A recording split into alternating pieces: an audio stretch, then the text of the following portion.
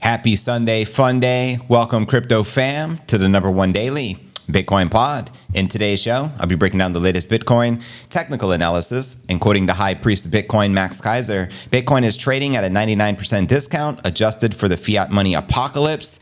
Now in progress. Also, check this out. Exactly 2 years ago, Canada's Freedom Convoy protest begins accepting Bitcoin after the state shut down access to their banks. This past week, the Supreme Court deemed these government actions unlawful. A victory for freedom money. Bitcoin, let's go. We'll also be discussing Bitcoin ETF ads may appear again on Google starting this Monday as the community speculates. We'll also be sharing Grayscale sent $4.6 billion in Bitcoin to Coinbase since the Bitcoin ETF approvals, according to the latest on-chain data. Also, BlackRock's iShares Bitcoin ETF surges past $2 billion in assets under management as Bitcoin price jumps once again. We're also going to be sharing crypto analyst Mikhail van de Poppe predicts Bitcoin consolidation, then eyes long-term price target of $500,000 per coin. Send it. We'll also be discussing hedge fund veteran Anthony Scaramucci says Bitcoin will skyrocket to 170,000 post-halving and then eventually to 400,000 per coin. I'll be breaking down why that is. We'll also be taking a look at the overall crypto market. All this, plus so much more, in today's show. Now, welcome everyone just joining the stream. Shout out to Jason for joining the Huddle gang and supporting the community and the channel. Greatly appreciate that. Heads up, I tried to do a dual stream and it didn't allow me. So something's going on with Rumble. Just FYI, we're not live on Rumble. Typically, we're live on YouTube and Rumble at the same time. I tried multiple times here, didn't allow it. So that's why we're only on YouTube today, meaning there'll be no after party uncensored on Rumble. I'll just hang out extra here on the tube. Now, let me know first and foremost, crypto fam, is the stream loud, clear, and smooth? And good morning, good afternoon, good evening to everyone around the world tuned in. I greatly appreciate the support. Shout out Todd, what it do? Jennifer, Raven, that Palestinian, Michael, what up, what up? Dusty Hunt, Jason, living the dream. Hope you're all too. Love to hear that, family. Data Biter, welcome. Good point. I've been wondering where the ads were. I'm guessing they were getting their teams ready to answer client questions. Pretty much. And you know, these asset managers have the buku bucks. We're talking collectively, the top ones have over 20 trillion in assets under management. So expect them to go hard on Google. And that's a good thing. They're going to be helping pump the Bitcoin price, helping spread Bitcoin adoption. So it's pretty cool to be able to front run these major asset managers. So congratulations to the entire fam. No lizard people discussion then, JB? Precisely, Adam. No lizard people discussion today, unfortunately. Loud, clear, and smooth. Love to hear that, Jennifer. Shout out Stress-Free VIP. What it do? Kiwi Fruit. Shout out to all my Kiwis and Aussies out there. Shout out to Bango. Good to see you. Matthew J. What it do, broski? What's happening to the God candle? We're awaiting it. When we see a God candle, we'll know because the price will jump up literally. Well, theoretically, a God candle is a 10,000 jump in the price. That's nothing. We're anticipating the Omega candle. That's a $100,000 gain on the daily chart. Send that mofo along with the Buddha, the Allah candle, all of them. Bring it. I feel a good week coming. Me too, Jersey Bean. Nothing can keep Bitcoin down. They tried, you know, whatever shenanigans behind the scenes. We had Bankman-Fried's estate for FTX have a massive sell-off through GBTC and GBTC massive dumping. We're going to be discussing today as well. But the low is in. That's the good news. That was roughly in the 38 price range. So smooth sailing from here. What's good, family? Shout out Raven. Be ready, guys, says Bango. God candle is a coming. When you're least expected it, that's when it comes. That's just how the universe works. 100,000 incoming. Send it, Jennifer. Love to hear that. What up, Michael? Smash the likes. That's right. Pump the likes to help pump the stream. It helps out tremendously. Why is the Strumble stream offline? Because it's not working. I tried several times here to do the dual stream, and my software says unable to do the dual stream on Rumble. So for whatever reason, I tried multiple times. My apologies. My intention is to always be live on YouTube and Rumble. You know what I mean? Feed two birds with one seed, because we don't kill two birds with one stone. We feed two birds with one seed.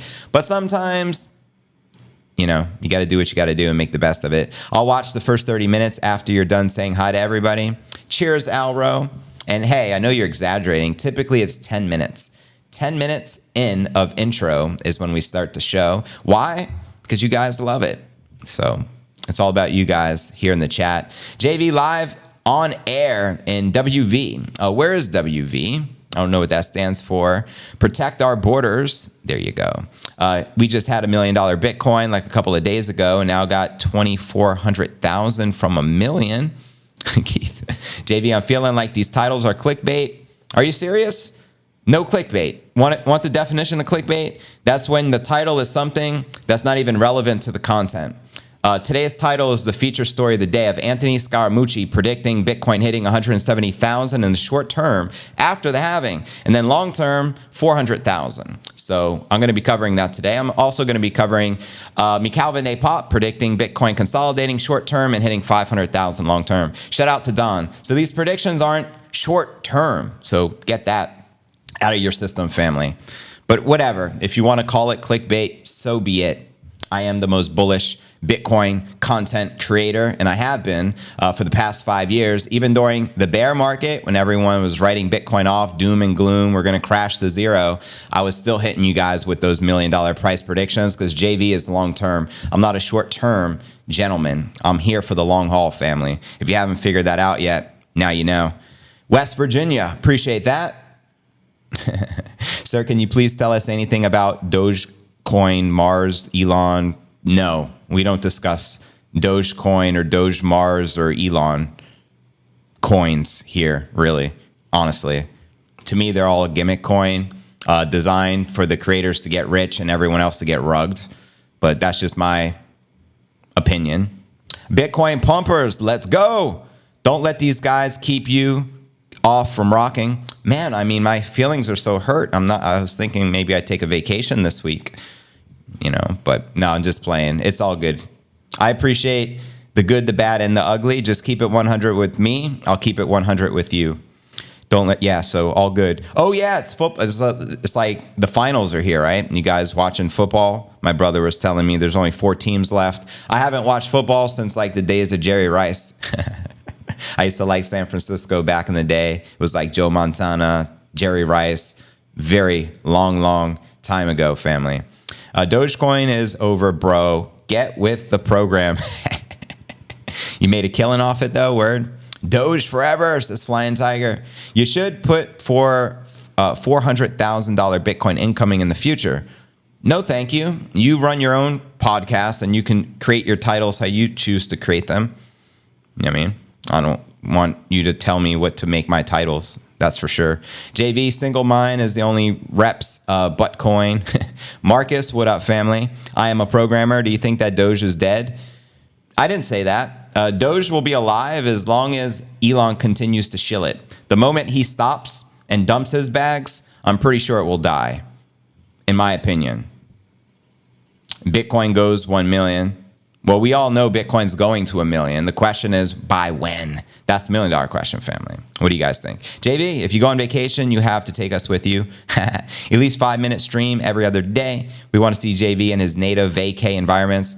I feel you, dog. I'll have to create some specific contents on the vacay. I plan on doing a vacay on the west coast of Puerto Rico in a couple of weeks. So I'll be streaming from the most beautiful beaches in Puerto Rico, and I'll have to shoot some content, maybe upload some photos. If you're following me on X, you'll probably get the exclusive, so make sure to follow me on X.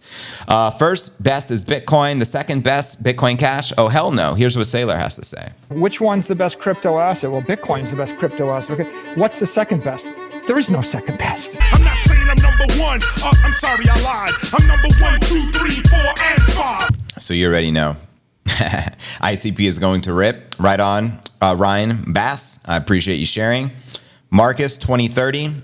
Yeah, 1 million, very probable by 2030. Kathy Wood's bullish scenario is actually 1.5 mil. But anyways, family, welcome to the stream. If you're new to the channel, make sure to smash that subscribe button to receive daily premium crypto news alerts every single day, just like this, including Sundays. That's right. Also, be sure to smash the like, as it helps out tremendously with the YouTube algorithm, and also hit the bell icon to turn on all notifications. That way you get notified when I go live. So for example, today we went live at 3:30 p.m. Eastern, typically it's 3, but sometimes life throws curveballs and you got to roll with it. So if you don't have the notifications turned on, you may miss out and not get notified. But with that being shared, welcome everyone to pod episode number 1537. I'm your host JV, and today is January 28th, 2024. Let's kick it off with our market watch as we do each and every day. As you can see here, let me reset it to the daily.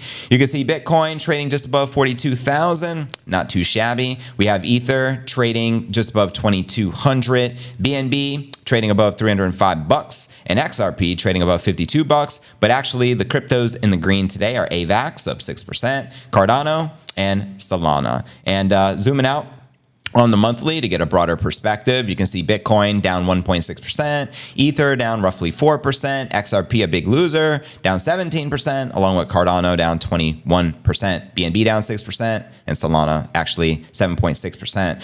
So checking out coinmarketcap.com, we're currently sitting at a 1.61 trillion market cap with 41 billion in volume for the past 24 hours, meaning the volume is up 19%. The Bitcoin dominance has been slowly climbing back after dropping below 50%. Today we're at 50.9%, and the Ether dominance continues pulling back as well, currently at 16.8%. My question for y'all, how high do you think this Bitcoin dominance is likely to climb for this bull cycle? I'll let you boy. And checking out the top 100 crypto gainers for the past 24 hours, we got Flare leading the pack, up 6%, followed by Avalanche, up 5%, followed by Conflux, up 5%. Now, yeah, which alts are you most bullish on during this bull run? Let me know in the live chat, family. And checking out the crypto bubbles to get a visual perspective on the day.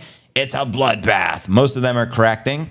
You know what I mean? But we do have a handful in the green, including AVAX, CFX, Injective, and Lido DAO. And zooming out on the monthly, we got a mixed bag. I'd probably say 65 to 70% in the red and maybe 30 to 35% in the green, with some of the top gainers being PLS, Hex, Ron, Sue, Aster, and AKT, and also eHex.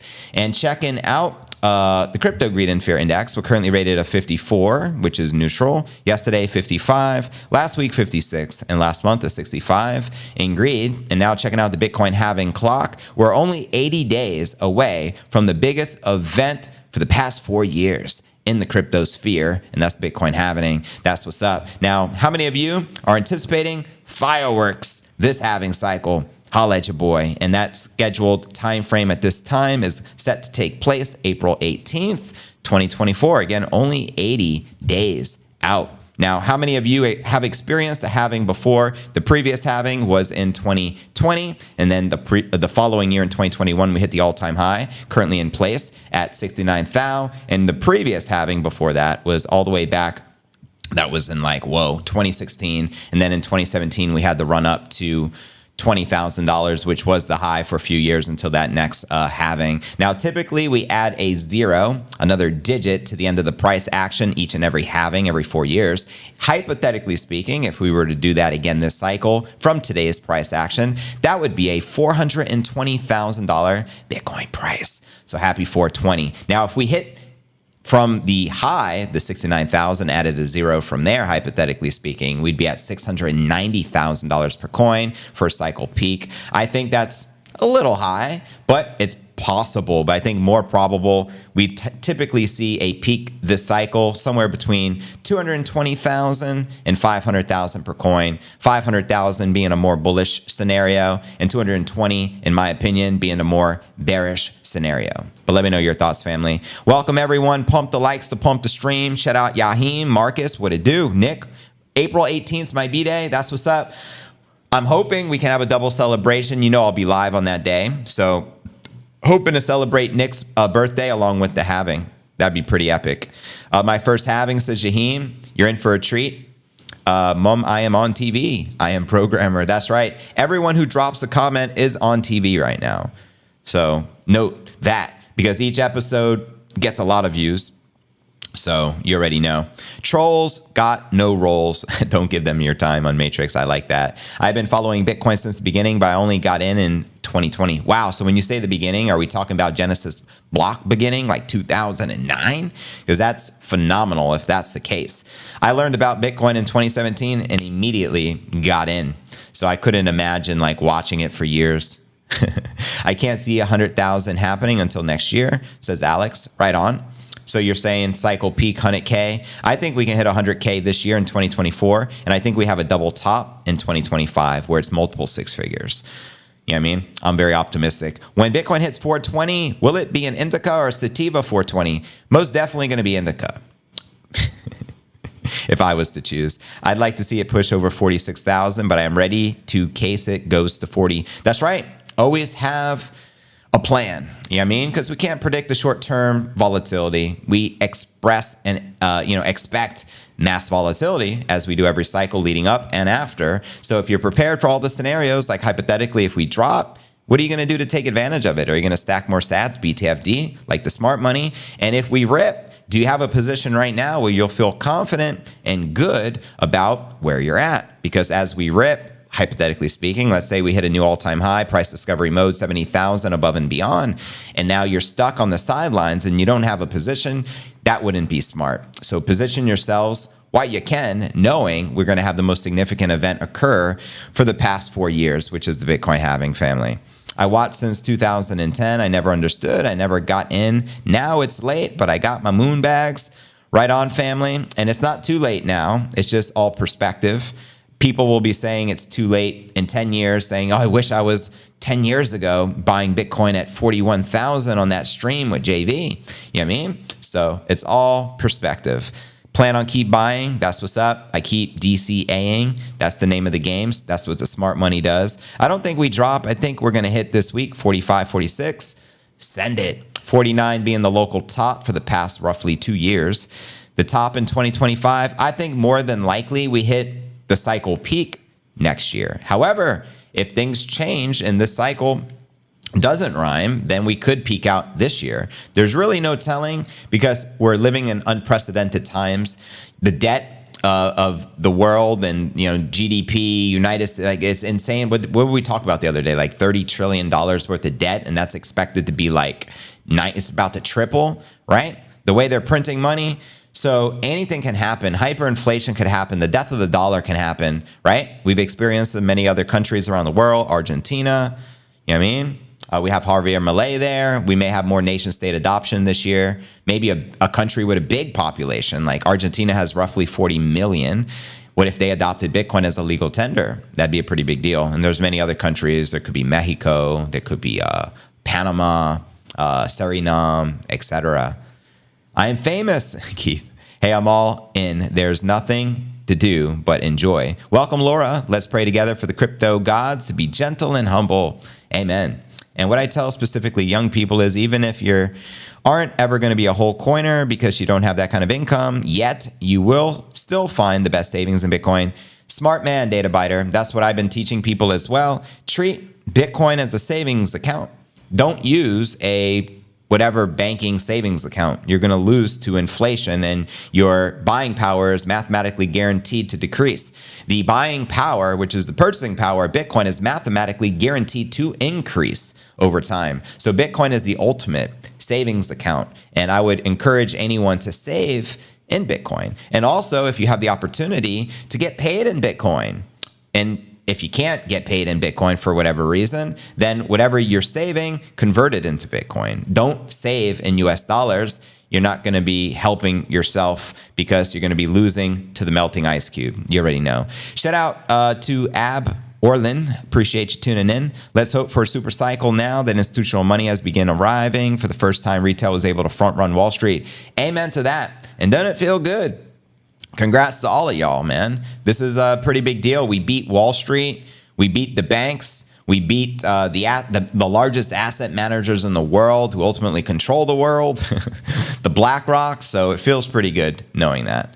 Hey, Mom. Everyone's on TV right now. What up, guys? But anyways, let's now kick it off with our Bitcoin technical analysis, aka astrology for men. The headline here reads, Bitcoin nears key weekly close as analyst says 20% Bitcoin price dip is over. Bitcoin held near 42,000 and currently holding on January 27th as well as today on the 28th as late week Bitcoin price gains made traders confident about the fresh upside. Data from TradingView showed classic cool weekend price action entering 41.8 as a focus. The day prior saw a 5% upside, which was pretty cool. The same topics were on the radar: outflows from exchange-traded funds, ETFs, as well as sell pressure from defunct exchange FTX and Mt. Gox and the incoming block subsidy halving. It's insane. We're still experiencing, pressure from Mt. Gox and, of course, FTX that collapsed. It's kind of wild. In his latest YouTube video, Macau Bene Pop nonetheless told viewers that he believed the current price correction to be over. Let me know if you agree with that sentiment. And later in the show, I'll be sharing his 500,000 price target from Macau Bene Pop. Now, between now and April's halving, he foresaw a trip for long-term range highs, but did not discount the possibility of taking liquidity in the mid to low 30G zone. Quoting him here, "Perhaps we're going to have one more run to 48,000 prior to it, then a final correction." And Van de Pop argued that the negative influence of FTX, Mt. Gox, and GBTC maneuvers would become less noticeable in time. That's a giving. He also says Bitcoin is likely consolidating from here between $37,000 and $38,000. He also says in this period, the alts will have their time. The real impact on the ETF is going to come in the next few years, resulting into a price of Bitcoin going to $300,000 to $500,000 per coin. Let's go. Now, continuing on the shorter time frames, popular trader and analyst Red Capital drew attention to the significance of the upcoming weekly close. Quoting the analyst here, Bitcoin has performed a daily candle close above the range low. If Bitcoin is able to successfully retest the range low as support over the weekend, it would enable a weekly close that would confirm a return to this range Bitcoin lost earlier in the week. Let me know if you feel we'll reclaim it. Now, great reaction from Bitcoin this week as it slowly positions itself to reclaim the range it had lost earlier in the week. Weekly close above the range low of 41.3 could be enough to rescue the range. And we're currently sitting just above 42,000. So things are looking good. And I think it's going to be a positive weekly close.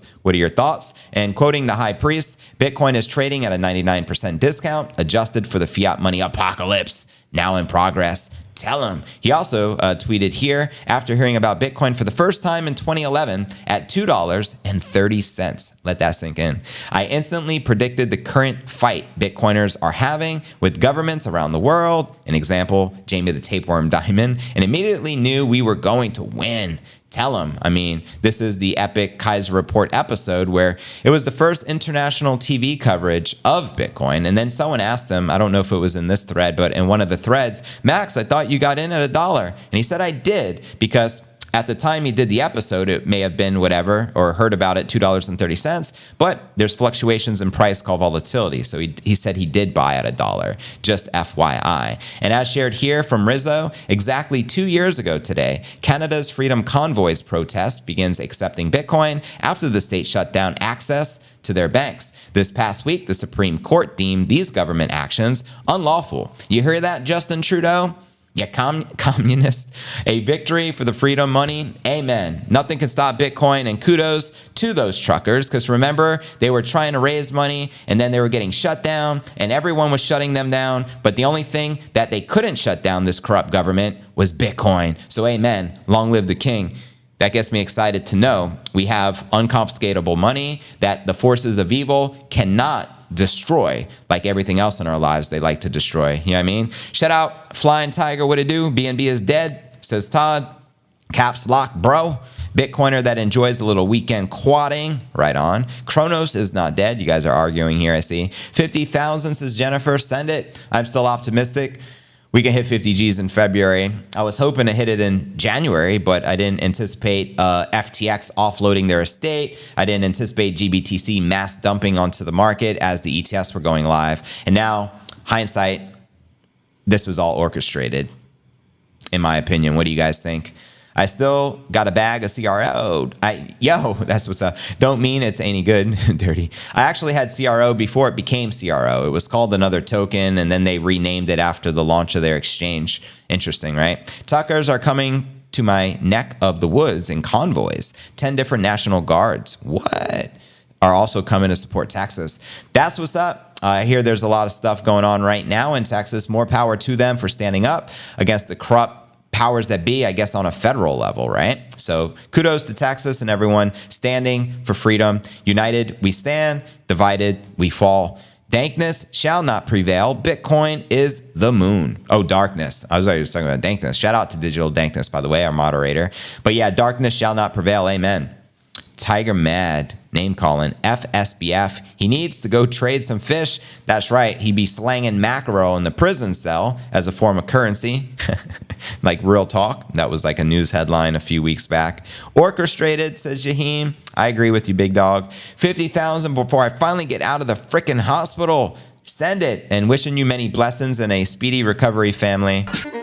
There's no second best crypto asset. There's a crypto asset. It's called Bitcoin, right? The point is, if you have the superior asset, it's going up forever, Laura. Tell him. What alts do you hodl, JV? It's irrelevant, honestly. But I do have some ETH. I do have some other coins from way back, many years ago. I purchased a bunch of different things, and I just hodled them. So I don't even honestly know, but most of my portfolio is most definitely Bitcoin. I don't know the exact amount, but if I was to guess, I'd say like 99% Bitcoin, 1% alts. I used to be like 10, 20% with Ethereum and such, but I capitulated and traded not all, but traded the majority of my Ethereum bag for BTC because I don't really trust Ethereum. So I don't want a significant amount of money in it, knowing what I know. So I feel more comfortable with BTC. However, prior to the switch of the protocol, I was more bullish on Ether, and I felt more comfortable as an investor in it. But just keeping it 100, like there's so many red flags where, I mean, to me, it's, I don't know, not worth the risk. But I have a very low risk tolerance, hence why I'm 99% Bitcoin.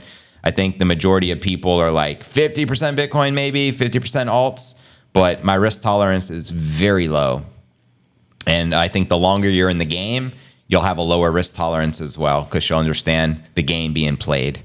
Chronos 20X says, Todd, do we know the number of wallets with 1,000 Bitcoin or more? I'm sure it's public knowledge. You can probably Google it. Do I know off the top of my head? Nah, no clue. What up, fam? What up, Casey? Let's go. Good to see you, brother. Yeah, just bought another 0.05 BTC. That's what's up, Johnny. Good to note. Pierre is good. We won't be fixing everything. Definitely way better than Trudeau. I am from Alberta, Canada, though it's never been our choice to elect Trudeau up to the French-speaking side of Canada. Yeah, it's crazy, man. I don't know how these tyrants get in office, honestly. I guess they just position themselves there, clearly. Just bought another $1,000 of Bitcoin. Congratulations, broski. Great quote. I feel comfortable with Bitcoin. Yeah, exactly. Don't do what you're not comfortable with and do some homework. Trudeau is finished. Good. Get that mofo out. That guy is a disgrace to all of humanity and a disgrace to freedom and liberty and justice, in my opinion. We should call it's a disgrace to the name Justin, for Christ's sake, as well. Saves a much time spelling risk. I am 2/3 Bitcoin, alts, right on. And some people are 0 Bitcoin and just 100% alts. I think that's insanity. Vivek is going to be vice president, and Bitcoin is going to go through the roof when he gets reelected. So are you saying, is Trump going to win, and do you think he'll be the VP? Is that what you're insinuating? Let me know. But anyways, fam, let's dive into our next story of the day. Big news with Google. You know, there was a ban on all crypto-related ads for a very long time. And now the ban is ultimately being lifted starting on Monday, which is tomorrow. So this is good. On Monday, the 29th, Google is set to update its policies to allow certain crypto products to be advertised on major search engines. Bitcoin's ETFs appear likely to meet this criteria, sparking speculation within the crypto industry. In December, Cointelegraph reported that Google's crypto and related ads policy was revised on the 29th of January, allowing ads from advertisers offering cryptocurrency coin trusts targeting the United States. Quoting the Bitcoin Therapist, reports are circulating that Google will be changing their policy and allowing Bitcoin ETF ads starting on the 29th. Google processes 100,000 searches per second. Good Lord. And Bitcoin is going to have unprecedented levels of institutional and retail exposure. Prepare accordingly. Definitely good, because a lot of money is going to be spent advertising Bitcoin through these ETFs. That's a given. So with the recent approval of 11 spot ETFs by the US SEC on January 10th, investors purchasing shares in the spot Bitcoin ETF acquire a stake in the fund's Bitcoin holdings. This aligns with Google's updated requirements. Quoting them here, financial products that allow investors to trade shares and trusts holding large pools of digital currency. So crypto analysts are optimistic about this potential of inflows to Bitcoin ETFs, citing Google's high transaction processing capacity in the searches. And according to a recent data from Demand Sage, Google processes 8.55 billion searches daily. Good Lord. There's roughly 8 billion people on the planet, I would guess. So that's like virtually one search for every human being on the planet. And as shared here, big news, Google will allow Bitcoin and crypto ETF ads from the 29th of January, tomorrow. Bullish. Let's go. However, Google vaguely refers to the allowed products as cryptocurrency coin trusts. Interesting. Meanwhile, one of the largest Bitcoin trusts, GBTC, recently converted to the spot Bitcoin ETF as part of the several approved by the SEC on the 10th. And previously, buying GBTC shares on the primary market was the only available to accredited investors and subject to a 6-month holding period. Now, accredited investors must have a net worth of over $1 million or more than $200,000 in earned income over the previous 2 years. These rules are in place to protect potential investors with limited knowledge from risky investments that may result them losing funds. However, spot Bitcoin ETFs are available for the general public in the US. They are regulated under the SEC's Act of 1933, the Securities Act, making them a potentially safer option for Google to consider in advertising. And in August of 2021, trader Van de Pop was optimistic about the influence of the Google ads on Bitcoin-related products, especially in light of the SEC chair, Gary, exploring Bitcoin futures ETFs, which were approved in October of 2021. Here's the throwback tweet from Van de Pop, August 3rd, 2021. The SEC chairman is open to a Bitcoin ETF after Google opens up for the ads for Bitcoin. This is another bullish one, a massive one, bullish. So there you have it. My crypto fam, bring the ads and let the game theory continue in full effect. Will there be some major Super Bowl commercials this year for the ETFs? I would think so. What are your thoughts, family? Let me know. Trump turned me red, says Casey. Press Gaming, welcome, family. Good morning. No one of that age should be in office, period. Are we referring to people of Biden's age? I agree with that sentiment. What do you guys say? I don't think you should be president at age 80. I think the president should be strong with a lot of vigor and be respected across the world by other nations and world leaders. Do you think Biden is revered and respected? Oh, hell no. The people pulling the strings behind him, people fear, but Biden is not respected whatsoever. They respect and fear the people pulling the strings, the handlers, the people above. Tiger Blue, he got the blue balls. Oh, snap, the blue balls. Yes, Biden, Trump, all of them. How old is Trump, by the way? Is he like 75? I don't know. That's why I asked. I would imagine Biden's the oldest president. I like Bukele. Bukele is like the youngest, right? Bukele, tell me his age because I don't know, but I'm going to guess he's like 35. I'm pretty sure he's younger than JV. I'm 40, about to turn 41 in a couple of weeks. It's not the age, it's the mileage. Yeah, that's true. Everyone ages differently. You could literally be 90 years old and still be in good shape. But yeah, that's 77. So who's 77? Is that Biden or is that Trump? Let me know. I don't like the ads, but it's a necessary evil. Pretty much, Bango. I don't know if this is a FOMO or not, but I'm about 20,000 worth of Bitcoin. Just bought. Well, congratulations. That's a big buy. That's about a half a bitty. Massive congrats, family. Keep stacking them sats. I don't know. Yeah. What's good? Dankness. Good to see you, broski. Appreciate you, brother. I wouldn't trust Biden to watch a popcorn stand. Of course, you wouldn't trust him with nobody. I wouldn't trust him with Nipsey because he'd be sniffing the Nippinator, offering him ice cream. I'd be like, yo, Biden, no ice cream for the Nippinator. He's a dog. And stop sniffing him. He should be sniffing you, not the other way around. Because we know how he likes to sniff children, right? I think a person with a good sense should be the qualification. Age shouldn't matter. And Bukele is 42. Oh, wow. Much respect to Bukele. So he is practically a year and a half older than me. Good to note. I think at a certain age, you should be forced to admit your senility as president. However, Biden would fail immediately. He forgot where, yeah, he has Alzheimer's and dementia, I think. He just starts talking about things that are not relevant to anything, and you don't even understand what he's saying. So he's at that age. That's why I think it was Roger Stone made a prediction that Michelle, aka Michael Obama, was going to take his place in the presidency this year. What do you guys think? Bring on Sailor. You say Sailor? Take all your time, figure out how to borrow more money to buy more Bitcoin. Then take all your time and figure out what you can sell to buy Bitcoin. And if you absolutely... Yes. 40s is the perfect age for the president. Yeah, I agree. Because you're no longer immature. You know what I mean? Also, I just think of myself, like, I gained so much knowledge and experience, you know what I mean, over my lifetime thus far. And you're still young. You still have power. You still have strength. You're still sharp and like all this stuff. You haven't declined. You know what I mean? Like pro athletes typically are in their prime, depending upon the sport. Like in the UFC, it's typically like 30 years old. However, not fighting, I think 40 would be the prime in maybe politics as a president. Why not? 40 to 50, I think would be a good age. I think once you turn 60, 70, depends upon your mileage, as someone said earlier. Trump and Ram Sawani, says David Biter. What's up, bro? What up, Romel Torres? Good to see you. LFC, Tony Jeffries. I'm 64 and still do a bit of running and rollerblading. That's what I'm saying. If you take care of yourself, God bless you. Another example is RFK Jr.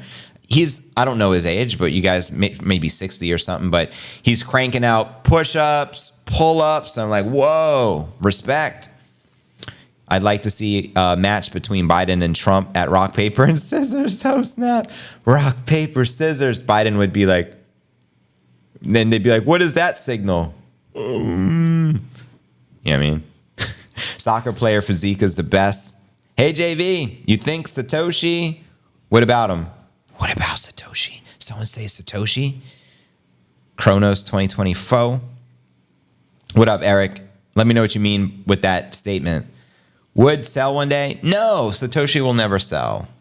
Of course not. If he was going to sell, he would have sold already. Keeping in mind, Bitcoin appreciated from the beginning Genesis block to the all-time high back in November 2021. What, like 69 million %? Something silly like that. So if he had any motivation to sell, he would have done so a long time ago. And as more time goes by, the less likely he'll ever sell, because maybe he's no longer with us. Maybe Hal Finney was Satoshi. We know it's not Craig Wright. That's a given. We're all Satoshi. So RFK 70. So that's what I'm talking about. RFK is built like a beast. You know what I mean? You see him working out? I respect that. And he's 70. So there's just no excuse. You want to be president? You should be able to do 10 pull-ups, I think, in my opinion. And you should be able to crank out a set of 50 push-ups. I can't see Trump doing a single push-up. What do you guys think? Biden would be playing rock, paper, kitty. Oh my God. Casey, that's funny. Cheers, Eric. Respect. That leaves me out. Well, I'm saying you can work towards it. Just like in PE as a kid, you were tested and it's like you had to do a certain amount of push-ups. You had to run a mile in a certain time frame. Whatever happened to that?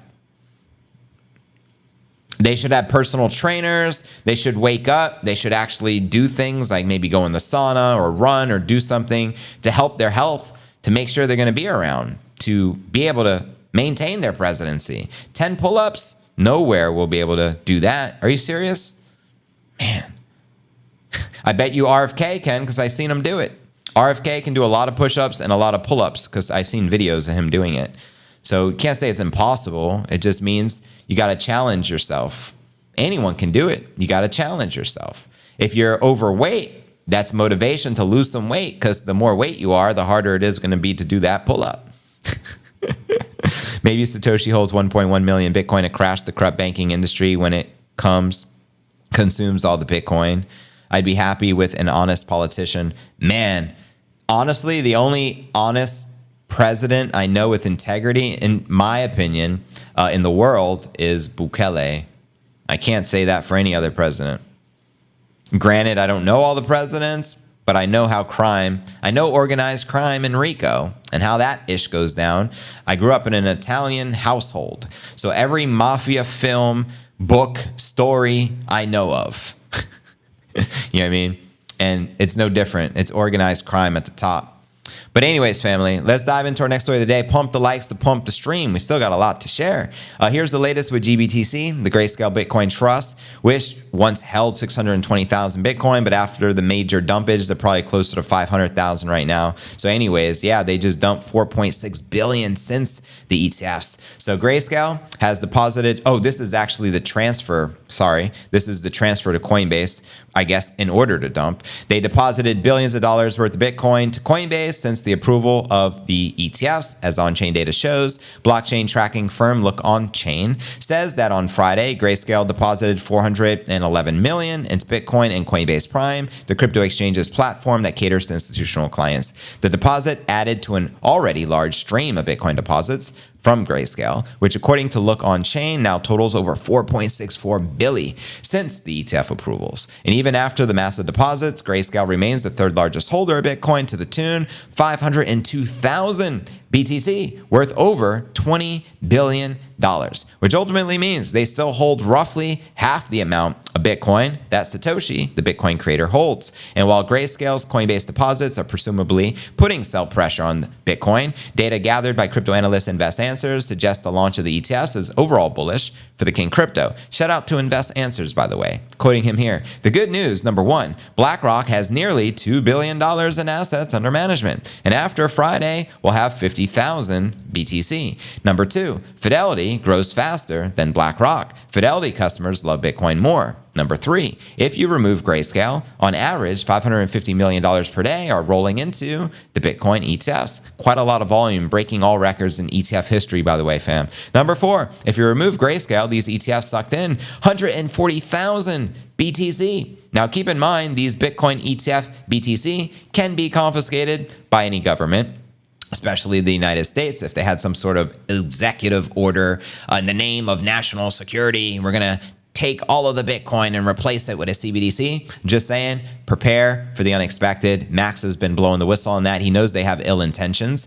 So you never know. I just want you to know there's a difference between holding Bitcoin, the underlying asset, in self-custody, and owning a virtual or paper IOU through a Bitcoin ETF, which is being custodied through Coinbase, through BlackRock. You know what I mean? Number five, the ETFs alone are sucking in 15.5x the daily Bitcoin supply created. At number six, Bitcoin bottomed earlier this week. That's right, at roughly 38,000. Now FOMO. Bring on the FOMO like a mofo. What are your thoughts on that, family? Let me know. Biden was just willed 36 a month. Thanks, Miss Jasmine. I don't know what that means. Hey, JV, we need to decentralize power like Bitcoin. Bukele sent all the criminals to the U.S. The president should be in a UFC cage with the next prospects. That's right. If you can't, you can't hang with the UFC. What's up, Nipsey? Nipsey's getting my attention. I know you don't got to go out because I just walked you and you did a number 2 and everything right before the stream. That's why we went live at 3:30 instead of 3. So what's up, Nipsey? Nipsey wants some love. Show Nipsey some love. This is the official mascot of the show. No one does it quite like the Nippinator. What's going on? Shout out to Bitcoin Trini. Good to see you, brother. Max Kaiser is 65. Michael Saylor is 58. God bless them both. I'm a big fan. Which one's the best crypto asset? Well, Bitcoin's the best crypto asset. Okay. What's the second best? There is no second best. There is no second best crypto asset. Yeah, preach. Welcome to the stream. Pump the likes to pump the stream. There's almost 500 people here. These are rookie numbers. We should have at least 1,000 on the stream right now. Mick Jagger's 80. Good Lord. Talk about a rolling stone. And works out 3 to 4 hours per day and runs 5 miles daily. Now my mind is blown and I feel like a lazy piece of trash. Thank you, hiring now. Just playing, but like on the real, that's impressive because JV works out 30 minutes a day at least. And I only run 5 miles once a week. So I got to put in more work, apparently. When is 50? By tomorrow, hopefully. How you like that? Stay away from Robinhood. Tell me why. Why should people stay away from Robinhood? I'll read it out loud. Bong Bong Nipsey. Bong Bong. Bobby Digi. Yeah, you know who is he. There's no second best. Kombucha, always for the win. Still my favorite beverage. The only downside is like I burp throughout the show and I always like, I mean, Messes up my flow a little bit, but it's worth it. Nipinator. What up, McLovin? Bomb Boss Mate Tool. Cheers, Casey just gifted 5 memberships. Much love, much respect. We appreciate that. So 5 of you have been blessed with the MicroStrategy membership of the show. Congratulations, Man vs. Machine, Crypto Dentity, Chill Rainbow, Paul Jones, and Larry Lowe. You've all been hooked up with a free membership of the channel, so please thank Casey. I'm very kind to you, Casey. Thank you, brother. I bought $2 of Bitcoin. Hey, that's cool. Bitcoin don't discriminate on how much you buy. That's why we love the fact one Bitcoin can be divided by 100,000 Satoshis. Very divisible. So you should be buying, if you can't afford a large amount, do what he's doing. Purchase a few bucks per day. It adds up. Let's do this. Cheers, Ben Silva. What up, Rambo Cito? So we shouldn't buy Bitcoin on Coinbase? I never said that. In fact, I think that's the place I've purchased quite a bit of Bitcoin is on Coinbase. I like Coinbase. I've never had any problems with it. Some people have problems. Maybe it depends upon your location or status. I have no clue. But I've had a Coinbase account for many years. Never had any issues. They are the largest exchange in the United States. For what's that worth, I don't know. But you got to find an exchange that works for you. There's quite a few options. That's the good news. The name Nipinator, it's a great name. You should name some aspect of your program the Nipinator. Maybe scrolling chat in your screen, call it the Nipinator. That would be funny. I don't think most people would get it unless they were a regular, but yeah, that would be funny. Takes a long time to move to private wallet from Robinhood. Yeah, it's not cool if they make you hold the crypto on the exchange before you can offload it. I like Coinbase because I can make a buy and then I can instantly transfer it, to a private wallet if I wanted to. I've never had any issues personally. A Bitcoin 100x. The only thing I don't like about Coinbase, but I think it's for every exchange, is if there is a great dip and you're trying to buy, like a great buying opportunity, like the exchange becomes overloaded and you can't buy.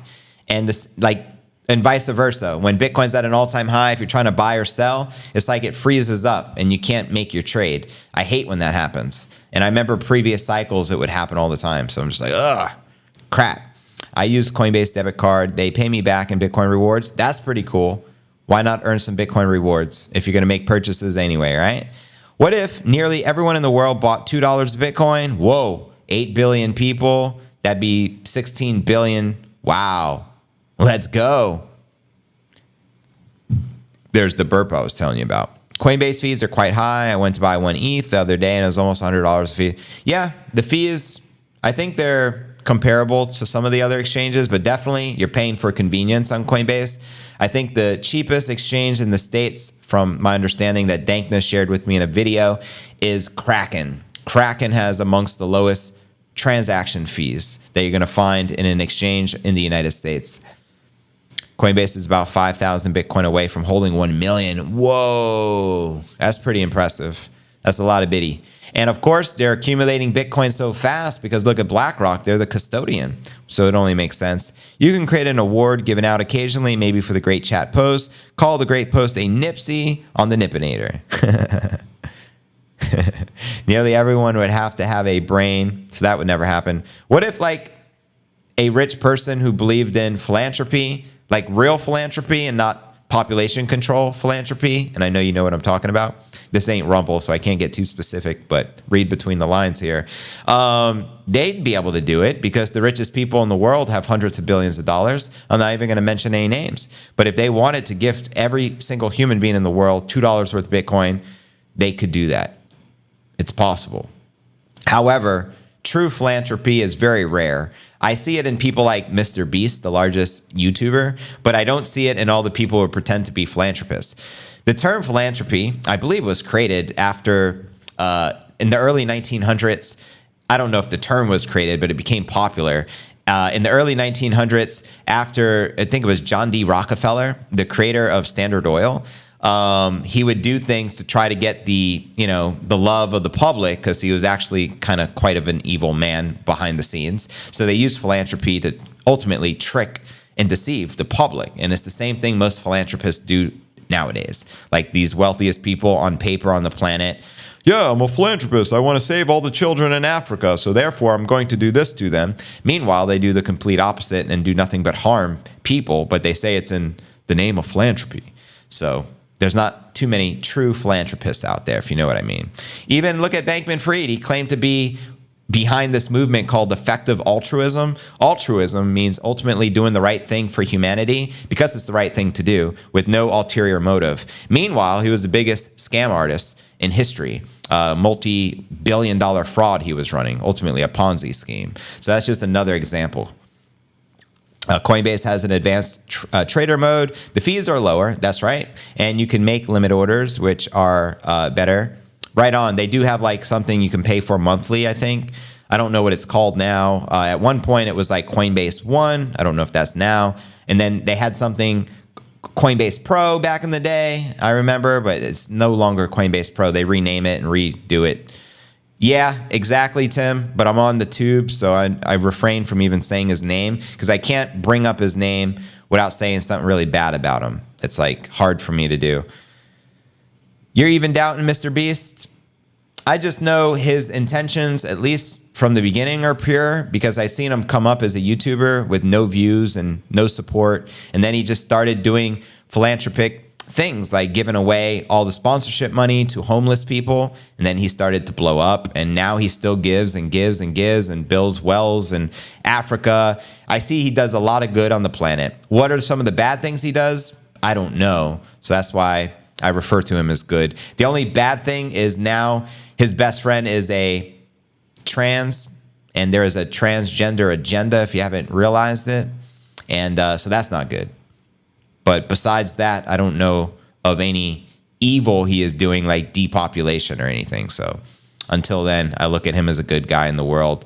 I like to believe we do have good people, genuinely, but they're just rare. It's like a rare breed, if you know what I mean. CB members 29.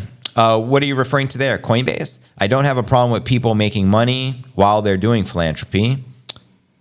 Right on. Of course. I don't have a problem with that either. I just have a problem with people using altruism or philanthropy to do evil. That's my problem. I see that too, but I focus at what we don't see. Right on, Laura. What does the fam think about Richard Hart? Is he a scammer or just a victim of propaganda? I heard there was controversy. Definitely a lot of controversy. I'm no expert on his tokens and such. I know he's a very smart man. I'll leave it at that because I've seen him do a few videos before. I've tuned in, and I think he's very smart. But at the same time, you know, he seemed to be anti-Bitcoin from the sentiment I learned from him. I think a long time ago, he was very pro-Bitcoin. Then he launched his own tokens. And I don't know what the deal is on his tokens. I've never invested in them, so I've never researched them thoroughly. But I know it's controversial as well. Some people love it. Some people hate it. I hear there's rumors that they're looking for him. I have no clue if any of this is true. So you tell me, what do you guys think about him? I don't really have much of an opinion on him personally. Most definitely a scammer, says John. I'm a male. Good to know, Inspector. What about 1inch? I think it's a great decentralized exchange. I think decentralization is important. So kudos to 1inch and all the decentralized exchanges. Is Coinbase wallet good to buy crypto? Wallet? I don't know what you mean by that. The exchange? I mean, I think it's a good place to buy crypto. It's one of many options. Cash App is a great option that's dedicated to Bitcoin only. You have Swan, they're Bitcoin only. There's a lot of options, to be honest with you. There's like dozens of options nowadays. So do what you feel is best for you. Anyways, family, let's dive into our next story of the day and discuss the latest with BlackRock. We already discussed GBTC and them offloading $4.6 billion worth of Bitcoin over on Coinbase. Now here's the latest with the accumulation of BlackRock. Their iShares Bitcoin ETF surges past $2 billion in assets under management as Bitcoin jumps in price. And happy 420. I see there's 420 people right now on the stream. Now, BlackRock's new iShares Spot Bitcoin ETF has surged past $2 billion in assets under management. The iShares Bitcoin Trust holds almost 50,000 BTC, according to the ETF's product page. Now, that's a lot of Bitcoin considering it only took them a few weeks, 2 to 3 weeks to accumulate that much. Now, that's like a quarter of how much Bitcoin, MicroStrategy holds. They hold roughly 200,000, and it took them years just to show you how fast they're accumulating. So with Bitcoin trading at roughly 42,000, the ETF's total Bitcoin holdings are now worth more than $2 billion. On January 10th, the SEC approved all 11 spot Bitcoin ETFs that were under consideration after applicants worked with the regulator for months to refine the proposals. And according to Gary himself, the chairman, no hair Gare, he said they weren't planning on approving the spot ETF. The only reason they did is because they lost the lawsuit versus Grayscale. So if it wasn't for Grayscale suing the SEC, then they would have never changed their stance. So kudos to them. The regulator approved the launch of the country's first Bitcoin futures ETF all the way back in October 2021. A month later, we hit the all-time high of 69 Gs, but have denied all the previous spot Bitcoin ETF apps until a set of approvals earlier in the month. ETFs track the performance of a particular group of assets, and are traded or a group on the stock market. All the approved spot Bitcoin ETFs require the issuers to directly hold Bitcoin. And besides Grayscale/GBTC, which converted the existing shares of its Bitcoin trust into an ETF, BlackRock's iBit is the first of the newly approved Bitcoin ETFs to cross 2 billion. That's what's up. Quoting the analyst James Seyfarth, the top ETF expert alongside Balchunas, obviously don't have flows and full volume numbers aren't in yet for the Bitcoin ETFs. But today was a big day for the BlackRock iBit. Typically, GBTC is the far and away liquidity leader, still the leader today, but these other ETFs are catching up, particularly iBit. So there you go. Now, Nate Gerasi, the president of the investment advising firm, the ETF Store, notes that in terms of the current assets, the iShares ETF is now in the top 3 ETFs out of the 600 plus that have launched since the beginning of 2023. He also thinks that iBit will take the #1 spot on the list by next week. So yeah, BlackRock killing the game right now when it comes to accumulating Bitcoin. And guess what? They're not slowing down. So they're coming to take all the Bitcoin they can possibly get. So don't part with it, because if you part with it, it's going to be much more difficult to get it back, especially with a supply shock incoming, a Bitcoin halving, and you already know what's about to happen, family. You think BlackRock might know something normies don't? Yeah. BlackRock is ultimately the U.S. government. I've heard that statement many times. They have more power than the government. They're ultimately the government. They have 10 trillion plus in assets under management. So you already know. To procreate, says on Matrix, let's freaking go, says Trini. Why did we pump and dump? Why? Because GBTC offloaded over 100,000 Bitcoin while the ETFs were, after the launch. And I don't think many of us were anticipating that. I didn't even know that the FTX estate owned so much indirect exposure to Bitcoin through GBTC. So you live, you learn. No Hair Gare allowed me to buy for 5 years. Thanks, Gare. Yeah, there's always a silver lining. You can thank him for getting these cheap stats, 100%. Larry Fink already said debasement currency. Right on. Bitcoin is a flight to safety. And it wasn't too long ago. It was a complete different stance. He said, Bitcoin's just an index for money laundering. Spreading that FUD that Jamie Dimon continues to spread, even though he's an authorized participant through JP Morgan Chase with BlackRock. So these mofos can't be trusted. Never listen to what they say. Watch what these mofos do. And I'll keep them in check. That's why I have the pod on a daily basis, family. Flight to quality. You got that right, Data. 100% on that one. 420. Time to take a 1-minute break to celebrate. There you go. Bitcoin. What's the second best? There is no second best. There's no second best crypto asset. I buy a small amount every day. I buy a larger amount on the red days. Smart skins. Take advantage of the dips. If only 1 out of 8 people buy 1,000 of Bitcoin, that's around 1 trillion worth of Bitcoin. And there's probably not enough Bitcoin even available to do so. I heard there was maybe 1 million or 2 on the exchanges, but I don't even know now with all these ETFs. But again, there was a mass dumpage from GBTC. So mofo, let's go. Yeah, I don't know. We might owe Gary Gensler a thank you. The best pod with a dog. Welcome to the #1 podcast with a dog. That my new catch line instead of the #1 daily Bitcoin pod. What are you drinking? A little vodka. Nah, it's a kombucha. It's a probiotic. It's good for digestion. And it tastes delicious. And it has way less sugar than all the other brands in comparison. So the Total sugars is only 9 grams. All the other competing brands are like 40, 50, 60 grams of sugar. So yeah, less sugar, tastes great. I recommend it. Good for digestion, has a lot of the probiotics, kind of like you can get from yogurt, which is good because I'm trying to eat more, gain more weight, and have better appetite, if you know what I mean. Wow, burp, burp, burp. Jesus. No hair scare FUDs keep giving me buying opportunities. For real. Cheers from Edmonton. Cheers, waiter. Appreciate you tuning in. Pod wife dog Inu coin. Casey 100. Michael Saylor needs to get on the Lex Friedman show. He was already. He actually made mass prediction on that show. Can you imagine the conversation? I'm pretty confident he's been on Lex Friedman's show, so look that up.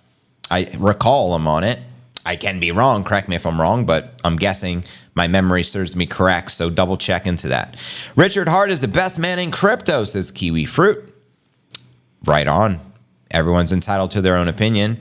You should give an award out every show for a great chat post. Call it the Nipsey. Nipsey's on Nipinator every show, says Nate.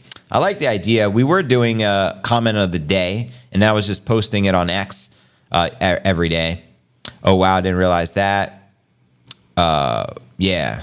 So what are your thoughts on Garrett Soloway? I've never watched any of his shows, but I've seen his crazy titles and thumbnails, and everyone always making fun of him on X for being the ultimate bear. Personally, I think a lot of these guys who claim to be the TA god, I can't take them serious.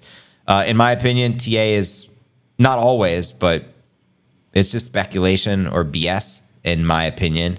Don't get me wrong. I know there's absolute truth to TA, but some of the guys who claim to be the TA gods, meaning they know everything and Bitcoin, they decisively, Bitcoin will do this. Sorry, no one can predict what Bitcoin's going to do. So I don't even care. I think it's really irrelevant. My position is long-term Bitcoin will go up because it will increase. It's mathematically guaranteed to increase in purchasing power. Short-term, no one can predict. There's unprecedented events. We live in unprecedented times, and there's mass volatility. So it's virtually impossible to predict what's going to happen in the short term. We can guess, and maybe some people are right more than others. Like maybe this person is right 50% of the time. This person is right 40% of the time. This person is right 30% of the time. But unless you can be right 90% of the time, like to me, it's like, it's just a great way to attract people and build an audience, I guess. I don't pretend to be a technical analyst. I see people draw the lines and the circles and look like football plays and all this stuff, but we can all perceive it completely differently. There's no mathematical certainty in it. You know what I mean? So for someone like me, I'm not going to bullshit you and pretend, yo, Bitcoin's going to do this. Look at this formation. It's set in stone. And give you trading advice on that. I know that's what people want. I know there's a big market for it because everyone wants to make a few bucks. I get it. But I have a different stance. I'm in it for the long haul. And I think it's smarter to just treat Bitcoin like a savings account, dollar cost average, HODL. And over the long haul, if you could, sit on your Bitcoin for 4 years, 8 years, 2 cycles, you're mathematically guaranteed to increase your purchasing power. There's no risk, there's no guarantee, and that's like virtually 100% probability. It's not like 50% chance or 60% because I look at history, and it shows us every 4-year cycle, every single Bitcoin hodler is in the green and in profit. So I told you earlier, I'm not a risk taker. I have very low risk tolerance. I'm not a gambler. So I like the sure thing. That's why I'm a Bitcoiner, right? I'd be the opposite if I was into gambling and, trying to make a quick buck betting on the market, but that's just not me. And I don't knock anyone doing that, but just my honest thoughts. So there you have it. 8-ball is the most accurate formula. There you go. Magic 8-ball. Will we see 50,000 in February? All signs point to yes. Bingo. Yeah, nowadays, all my signals come from Nipsey. Seriously, some of these analysts are like John Madden back in the days, right? I miss John Madden football. Somebody take Madden's pen away from him. Charts are what happened, not what's going to happen. Exactly, it's the past. So how are we going to predict the future off the chart? Now, the one chart I do like, that's the lifetime chart. So if you look at the lifetime chart and just zoom out, you'll see Bitcoin's been on a 15-year bullish trajectory, and it's not slowing down anytime soon. That's the most important chart. We get too caught up in the zooming in. Look at the 1 minute time frame, the 15-minute time frame, the what? No, zoom out. Let's look at the 15-year time frame. Do you see the trend? Because it's going to go. You like those sound effects, by the way? You already know, family. But anyways, we got two more stories. Here's for the bullish predictions for the day. Mikhail Van de Poppe is predicting consolidation short term with 500,000 long term. And then we'll dive into Anthony Scaramucci's latest prediction he shared in a recent interview. He's predicting ultimately 170,000 short term post halving, and then 400,000 more long term. So here are the two predictions. Let's start with Mikhail Van de Poppe. In the last day, Bitcoin has notched. Yeah, we know the recent stuff, so let's just dive right in. In a post on X, January 27th, Van de Poppe shared an intriguing forecast on the Bitcoin price trajectory as he predicted the digital asset to soon enter a consolidation state. And according to the Analyst, Bitcoin is likely to trade between 37 and 48,000 for the next few months. If this prediction holds true, Bitcoin could maintain its current upward trajectory and head for the 48,000 zone before experiencing any major pullback. Quoting him here, Bitcoin dominance peaking a few months prior to the Bitcoin halving. History repeating itself. It has happened in 2016, 2020, two previous halvings, and seems likely to happen this year, next halving in 2024 as well. Once Bitcoin bottoms out, I expect the altcoins to start outperforming, which is pretty typical. They say history rhymes. We shall see. Interestingly, Van de Poppe also stated that a possible Bitcoin consolidation would lead to the alts recording significant market gains. In the previous prediction, the enthusiasts shared a similar belief, explaining the Bitcoin is gradually approaching its peak market dominance. With the Bitcoin halving event just a few months away, 80 days to be exact, but who's counting? Based on historical data from 2016 and 2020, when Bitcoin attains its highest level of market dominance, the altcoins embark, you hear that, Nip? On a bullish run and even outperform the market leader. Van de Poppe is predicting a similar occurrence in the coming months, accompanied by a Bitcoin consolidation phase. And in the same post on January 27, Van de Poppe committed on the potential effects of the Bitcoin ETF on the asset price. The analysts expressed much confidence in the newly introduced ETPs, exchange-traded products, stating they had the potential to spur Bitcoin to a market price of $300,000 to $500,000 per coin in the coming years. Send it. His prediction comes as the Bitcoin ETF market is currently witnessing a decline in the outflows following a rather perturbing start, which saw 4.7 billion exit the novel market within its first 10 trading days. And on January 26th, the Bitcoin spot ETF recorded a new minimum outflow of 255 million, according to BitMEX research. And so there you have it, family. What are your thoughts on this $300,000 to $500,000 Bitcoin price prediction? Holla at your boy. Now pump the likes to pump the stream before we get into our feature story of the day. I'm going to be sharing the latest from the Mooch himself, the founder of Skybridge Capital. Welcome, Paul. Bitcoin will drop close to 20 G's soon enough. You really think so? How many of you agree with Paul's prediction that Bitcoin drops to 20,000? I think those days are behind us. I think 40 is the new 20, but that's just my humble opinion. If you agree, though, let me know. I'm curious. I don't think the asset managers and the MicroStrategy's would allow that because we know what their goals are. Accumulate. MicroStrategy's goal is to accumulate 1 million Bitcoin and have 5% of the circulating supply. Right now, they have roughly 1% of the circulating supply. That's the goal. And I have no doubt in my mind that they'll not hit their target, right? Because when Saylor speaks, it's like written. It was written. And the same with BlackRock and the rest of the asset managers right now. I think the way they're buying with the ETFs and with the halving, I think it's highly improbable. But is it possible? Yeah, absolutely. Anything can happen. I'd give it 5% probability. That's just me. What are your thoughts? You definitely earned my respect and subscription. Thank you, Silver Surfer. Now, when I was a kid, I played with G.I. Joes and X-Men action figures, and I remember the Silver Surfer one I had. That was actually one of my favorite toys. So kind of cool. You got the name Silver Surfer. Cheers, family. The Mooch. You already know, Casey. Maybe 25 retest, the huge jump. I don't know. I guess anything can happen. Like I said, there could be something unexpected. You know what I mean? The new... I'm not even going to say the word. We're on YouTube. But the new thing that occurred in 2020 happens again, round 2. And then the world shuts down again and they crash the markets. Do you remember that? Bitcoin crashed to the 3,000 to 4,000 range in 2020. That was the silver lining from that event. And I definitely stacked up. I don't know about you guys, but I'm glad I did. Scaramucci, we'll do the fandango. The lower the price, the stronger they buy. Facts. That's why we won't go down that low, in my opinion. I could be wrong. Telling you for real. I don't know what's going to happen, but I think we're likely, I think the low is in. Love the mooch. You already know, Anthony. That's correct. I'm just afraid to say the word. I don't want to be deplatformed. I don't see another dip coming. Right on, Shekel. With the declining circulation supply over time, as long as MicroStrategy never sells, they will eventually get 5% of the circulating supply sooner if they keep buying. Right on, family. Appreciate the insights. Somebody wants to accumulate. For real. I think you guys would love to see a 20,000 Bitcoin price. I just don't see it realistically happening. I could see at worst low 30s. Pretty much the same here.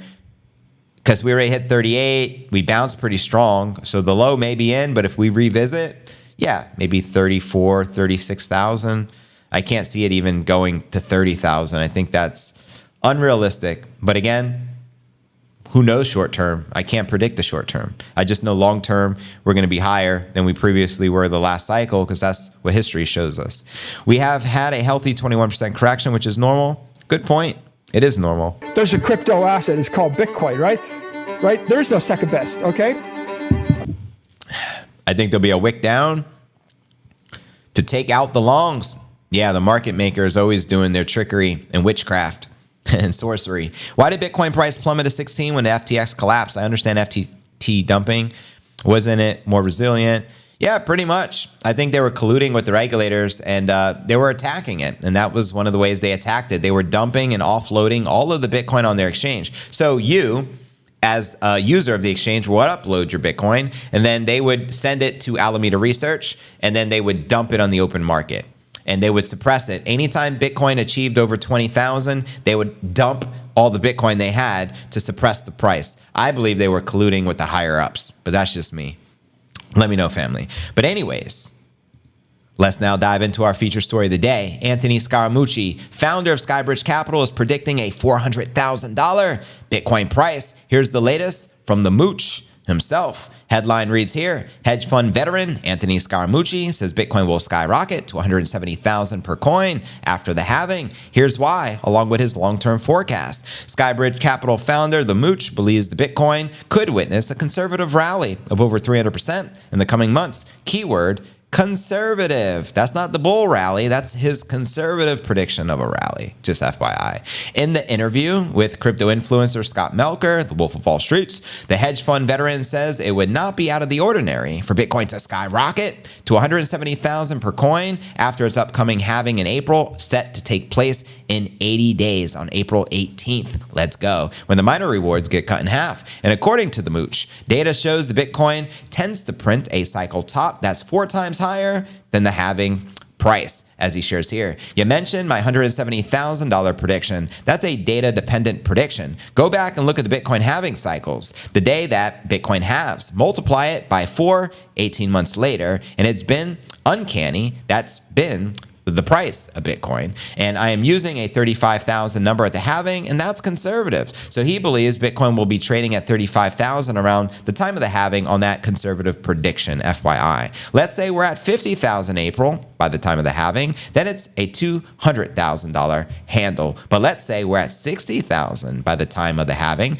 then it'll send Bitcoin to 240,000. So my question for each and every one of you in the chat or watching the replay at a later time, where do you feel the Bitcoin price will likely be at the time of the Bitcoin halving, scheduled to take place right now in April 18th, 80 days out? Let me know, fam. Now, Scaramucci also predicts that in the long term, the Bitcoin price will hover close to $500,000. 500,000? Send it. Quitting him here. But my long-term price target is that Bitcoin gets to easily half of the market cap of gold. Gold right now is 14.5 trillion market cap. So if Bitcoin goes to 7 or 8 trillion, that's a 10x. From here, it's a $400,000 Bitcoin. And I think it would be ridiculous for people not to understand the asset, not to understand the dynamics of it as a store of value, and not to have a position.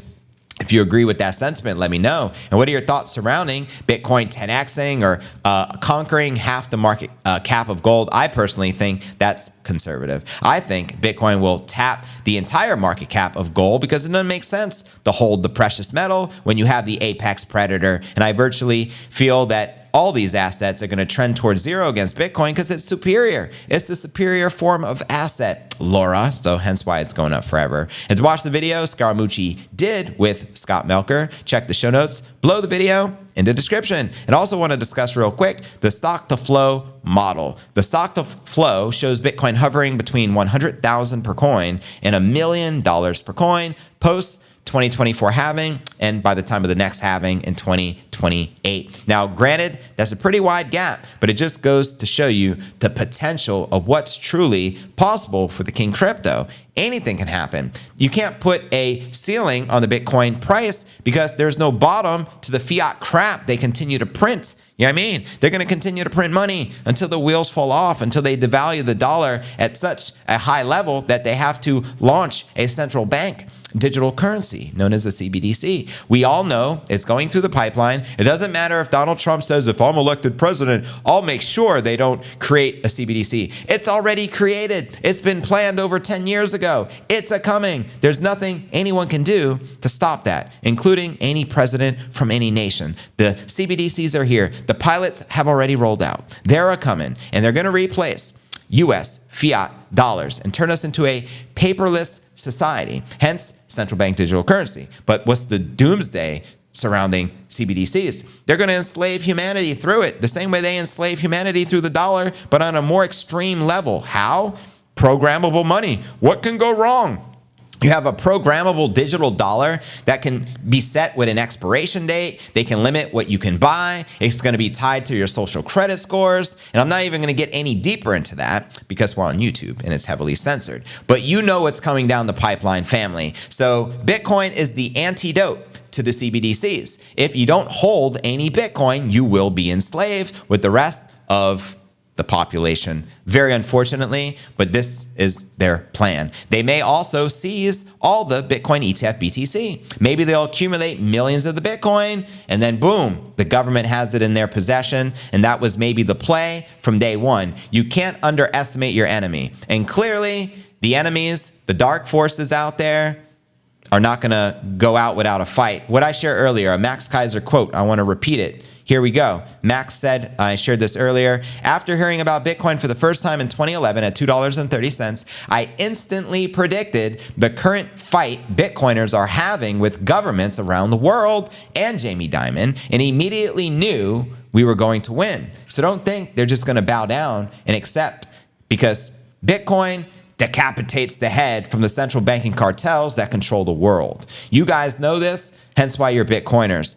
Nobody can stop Bitcoin, and that's a beautiful thing. So the next best thing they can do is control the on-ramps and the off-ramps. They can control the ETFs, the regulations, and that's as far as they can control. The one thing they can't control, self-custody. They can try to make it illegal. That's what you have with witches such as Senator, what's her name, Warren, and the rest of these mofos, you know what I mean, who are enemies of Bitcoin because they work for enemies of Bitcoin and they sold their soul a very long time ago. Bitcoin has lots of enemies, so don't get it twisted. Jamie Dimon's an enemy. JP Morgan Chase is an enemy. Merrill Lynch is an enemy. You know what I mean? Bank of America is an enemy.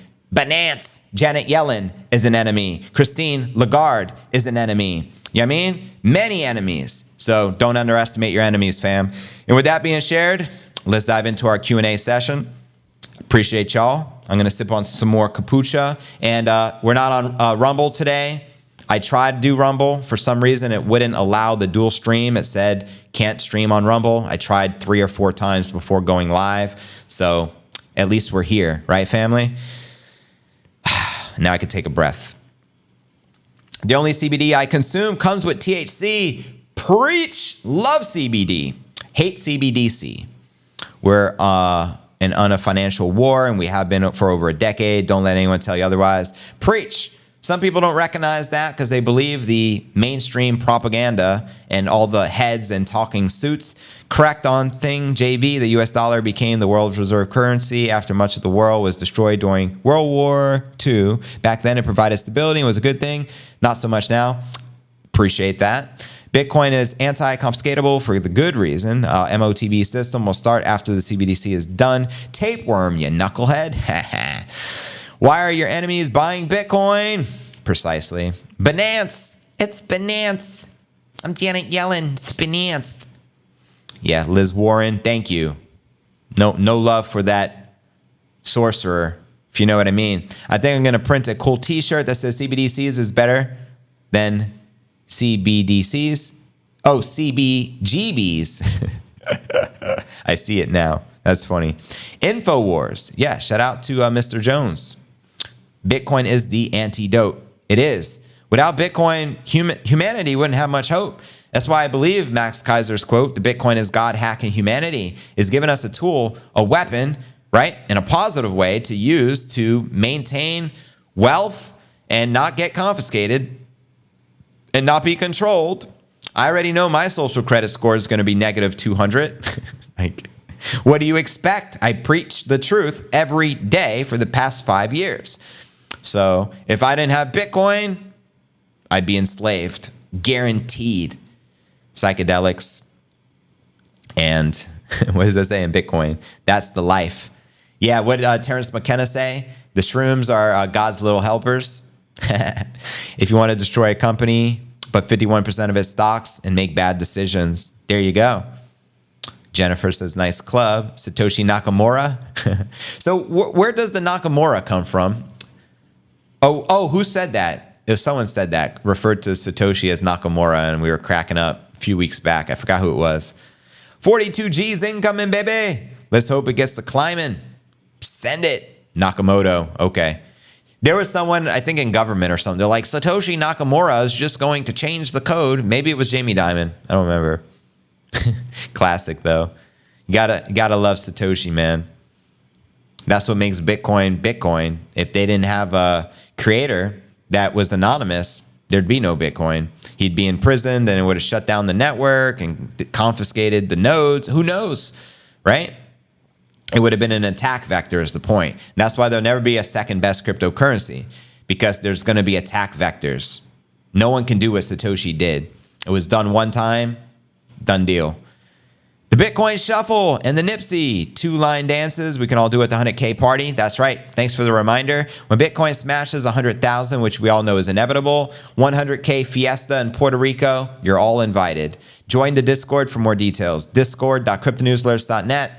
The link is also in the description, family. Also a reminder, I have a secondary channel that I post clips every day, and it can be found at clips.cryptonewsalerts.net. Please subscribe to the secondary channel and show some love on Rumble. I know we're not on Rumble today, but typically we're on Rumble every day since August. So that's September, October, November, December. So for over 5 months, we've been live every day with the uncensored version of the show on Rumble. Today, something's not working right, but we should be back tomorrow, family. Hal Finney, the door, hot since, I guess you're in a different language there, broski. I don't understand. What up off the wall? Wearing my Vans right now. I just want a cat so I can name him Katoshi. Cat Toshi. Sheeb is affordable everywhere in the entire... He's anonymous because God made it. Boom, shakalaka. What if Satoshi was just channeling God? He had a vision like Moses, you know what I mean? The fire bush. And it's like, whoa, here's what you do. Laid out the blueprint. Or what if it was advanced beings showing him the way? Like, yo, humanity's doomed. Forces of evil are clearly winning. If we don't do something about this and give them censorship-resistant currency that's immutable, that's borderless, that's unconfiscatable and incorruptible, the humans are doomed. So they had to step in, and they did so through Satoshi. What do you guys think? Making burgers today. What kind of burgers? Like barbecue style? Not that I eat burgers, but just curious. I had a friend back in the day, and his last name was Burger. Oh, and I also have another friend. His last name's Hamburger. Like real, for real. Thank you, whoever just subbed. That was Ronald. Appreciate you subbing to the number one daily Bitcoin pod. Give humans some credit. Man, it's hard sometimes. Aliens made the pyramids. Also Bitcoin. Zach, I dig it. I dig it. Tate, will over-the-counter purchases be reflected in the Bitcoin price? I don't think they are, but I'm not an expert in that topic, just to be 100. But I think if it's through the exchange, like everything else, like on-chain, then it's more likely going to reflect. I don't know what these over-the-counter purchases and what's going on. If you guys have insights, I can read it out loud. Let me know. JB, so glad you found you weeks ago, bro. Top show, top man, Manchester, UK in the building. Shout out to my fam in the UK. Appreciate that, Kevin Tyler. My brother's best friend's name is Kevin Taylor. It's a very close name to yours. I almost thought you were KT. Well, you are KT, but I thought you might have been Taylor instead of Tyler.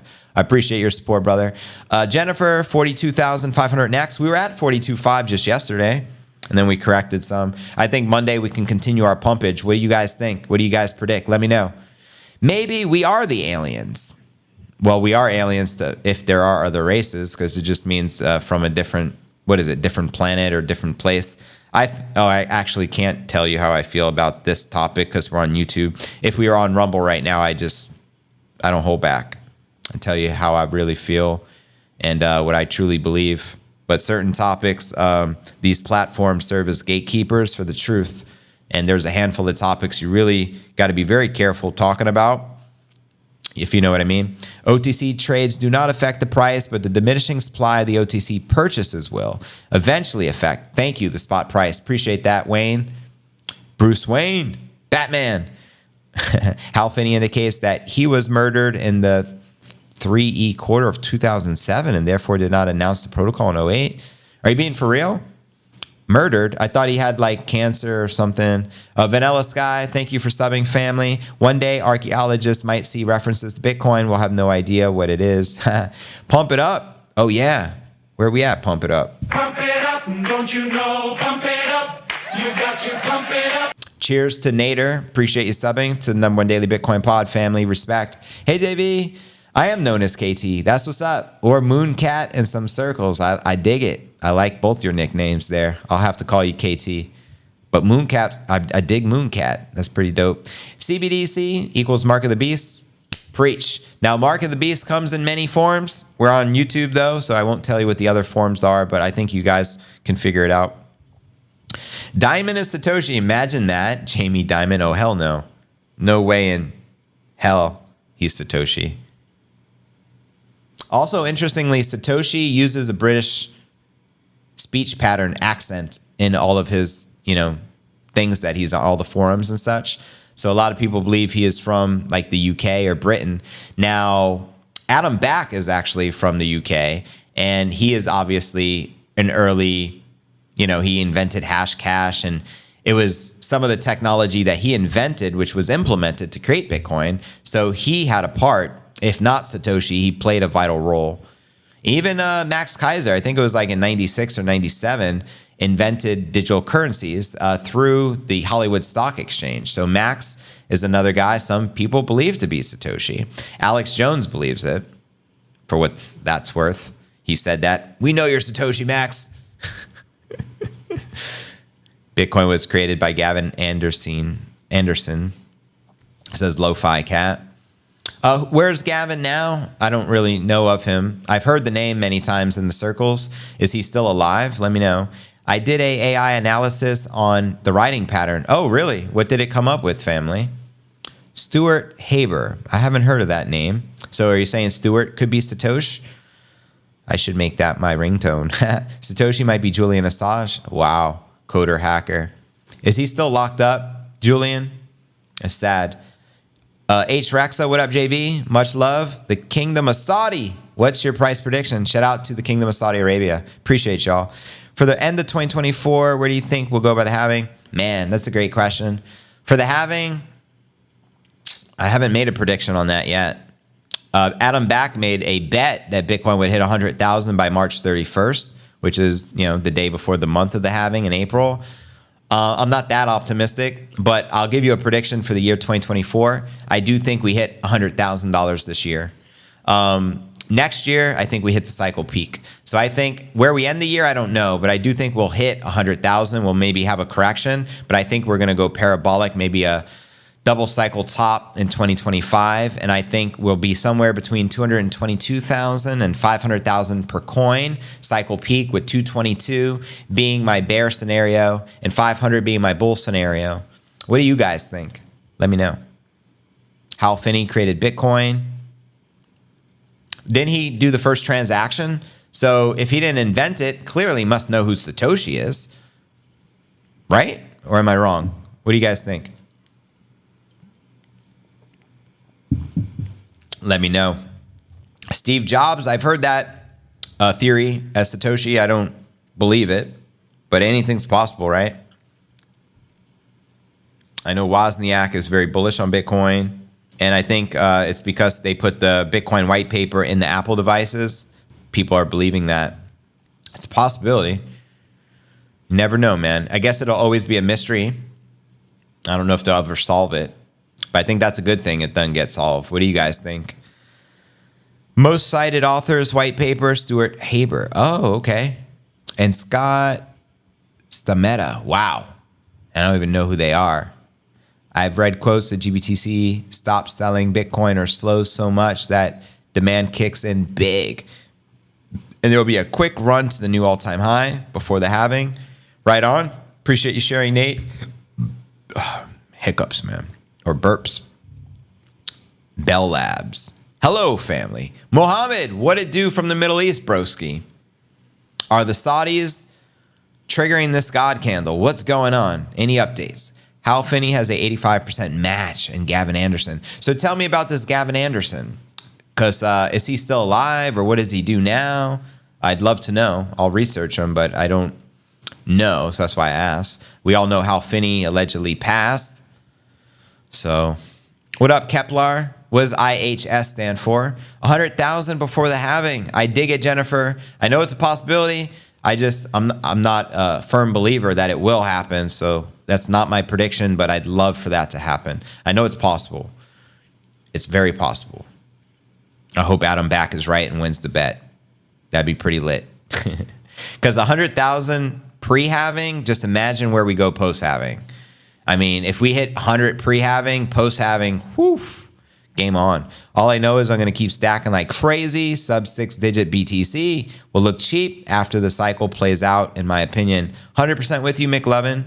Bitcoin must head to 32 Gs to execute the buy orders placed by my cousins in Saudi. Oh, snap. Well, for the Saudi buy sake, Bitcoin, go to 32, please, for the brothers in Saudi Arabia so we can get the God candle followed up, Omega candle, 500 billion buy order, bring it.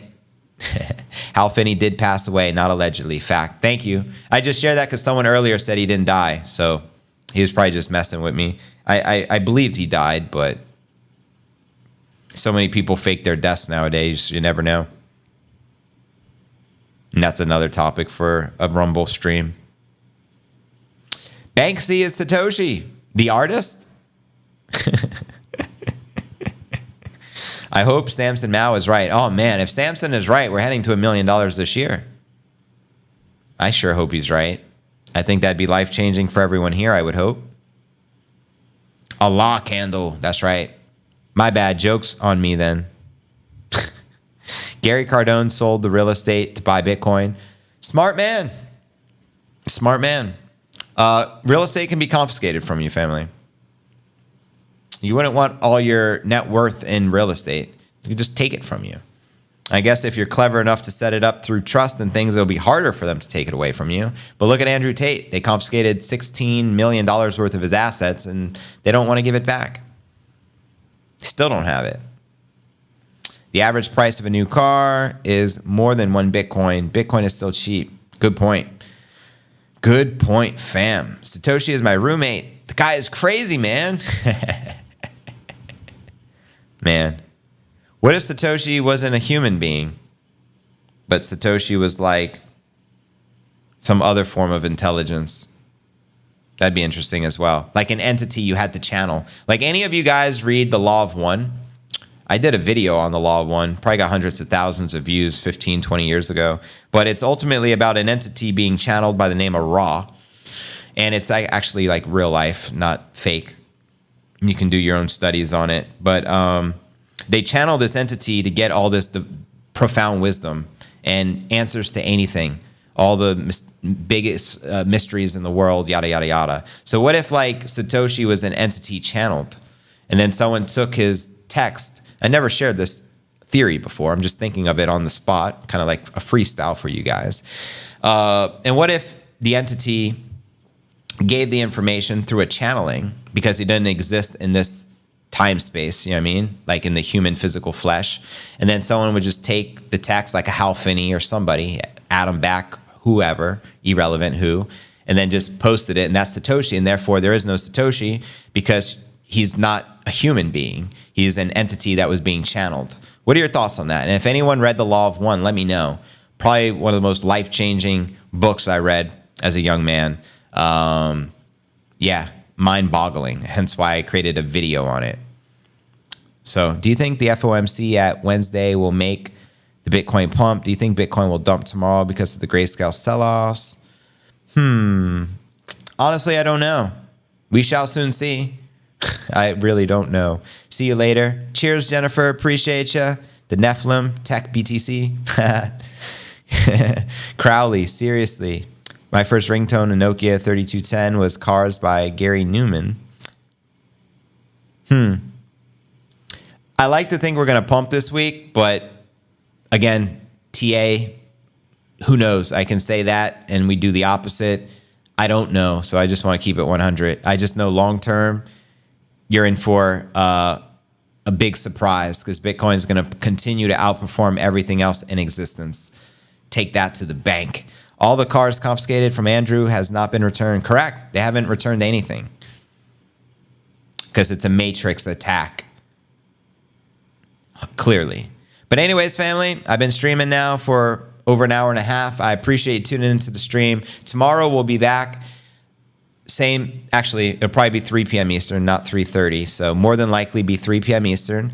We'll be live on YouTube and Rumble, and we'll have an uncensored after party on Rumble. Hopefully the platform is working to where I can stream on Rumble tomorrow. Fingers crossed.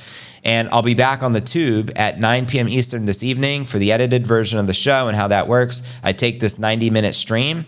We take out all the Q&A and interaction, and it'll just be back-to-back content. Because some people just prefer the content, don't want to interact, and vice versa. So we give you the best of both worlds. But I hope you can support the channel and see me live, 9 p.m. Eastern, in the live chat. And I greatly appreciate everyone's support. You guys are incredible. Much love, much respect. I'll see you in the evening. Make it a blessed day, family. And maybe we can outro out with a little more Mr. Michael Saylor. It isn't slightly different. Bitcoin. Right? Bitcoin's a bank in cyberspace. Everybody. And that's the only strategy. And at the end of the day, you can tell everybody to go fuck themselves.